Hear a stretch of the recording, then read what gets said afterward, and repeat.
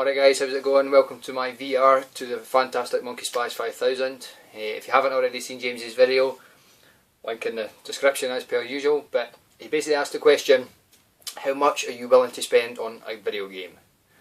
So, just done for my work, sweating my fucking fanny off here, but I thought I'd do one for you, James. First of all, I'll just do it in two parts actually. The first part I would just like to say, I personally think there's no great big issue about spending hundreds of pounds on a video game if you appreciate a video game for more than just something you sit down to play. I think a lot of people, like, you wouldn't hesitate in spending 10 grand on a car, so £200 on a video game is, to me, fairly a sensible investment, seeing since the game's more than likely going to stay roughly that price, whereas a car's going to depreciate every minute you own it basically. So in that regard, I think it's perfectly okay to spend lots of money on games. If that's your hobby, if that's your passion, then why not? For me personally though, I'm sort of infamous in the YouTube community for being a tight bastard. I've really spent more than £3 on a game, and there's a few people out there that actually don't believe me when I say that. I have had a few PMs throughout the years saying that I'm lying and things like that. Just recently actually, when I picked up Power Strike for the Master System, somebody PM'd me, just the usual trolls that have an account with no videos, no names, no nothing, said that I paid full price for it. And I'm like, surely if I paid full price for it, I would have it benefits me more to say I've spent £50 on this game than £4 on this game. But anyway, that's not that's what it's all about. Anyway, so yeah, so I'm sort of infamous for only spending £3 on a game. The reason for that, and I'll be a bit serious here, try and get my serious face on. The reason for that is actually many moons ago, when I was around 20, I basically went between, I was in between girlfriends. It came out of like a year-long relationship, and I just went, not off the rails, but I had such a great time. I had one of the best times of my life, and I'd just done everything you could possibly do.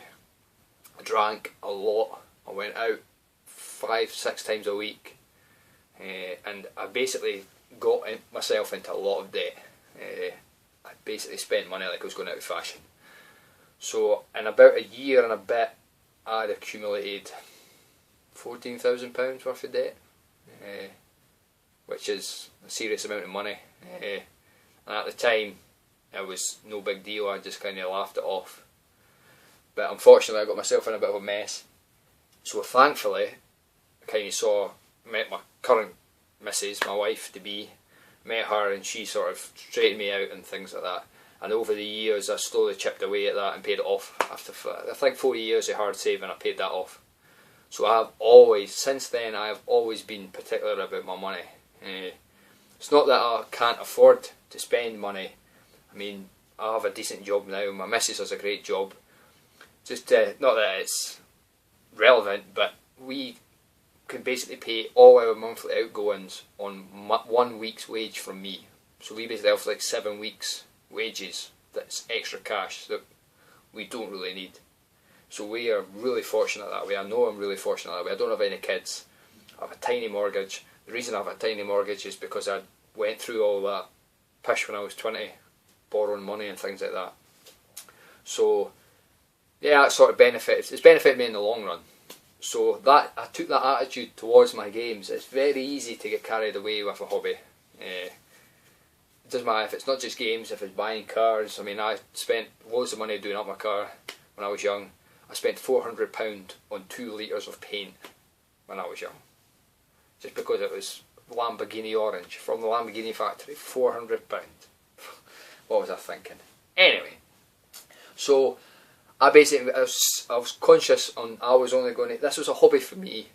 This gaming is not my life. I have other things I enjoy doing. Gaming is something that I like to do for my quiet time. I don't really read books, and I used to watch a lot of films, but not so much now. So if I've got maybe an hour, 2 hours spare, I'll sit down and play a video game, and that's what I enjoy. so I was very conscious on not spending too much money on my hobby. So I set the limit at £3. That was very doable up until just sort of last year.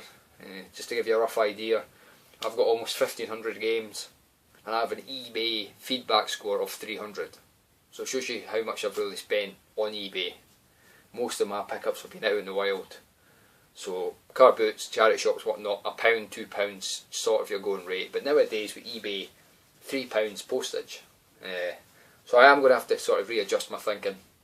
I'm thinking about maybe bumping it up to a fiver. Maybe, I'll wait and see. But yeah, so I would say 99% of my games I've spent for £3. The most I've ever spent is like £8.51 for a 3DO game. And I'm perfectly happy with that, overjoyed with it. There are games I understand I'm never going to find, but to be honest, up until recently, most of the expensive games were the rare games, but they were the shit games. I think a Mega Drive's a perfect example of that. Most of the great games on it, like Shinobi, Sonics, all those games, they're all the cheap games. Obviously SNES is shot up in price, but the bubble will burst, that is guaranteed. And the one thing I will say about that is, I know a lot of people, I've mentioned this to a few people, but the one good thing about all these prices rocketing is that it's bringing games to people's attention that normally wouldn't know they're worth anything. And although that may seem like a bad thing at first, they're bringing the games into circulation, so there's going to be more games kicking around. So people like this Spence777 on eBay, he gets a lot of flack. At the end of the day, he's a businessman. He's not going to sit with hundreds of games for top price and not sell them. Okay? One of these days, when people have had enough of paying all this money, he's going to have to drop his prices. It's just business. It's just facts. And nostalgia is a funny thing. A lot of people get into retro stuff. I noticed that a few years ago. A lot of people got into retro stuff, and that's why a lot of the Sonics and the Mario games and that show up in price. But it quickly dies. As soon as the new systems come out, people tend to forget about them.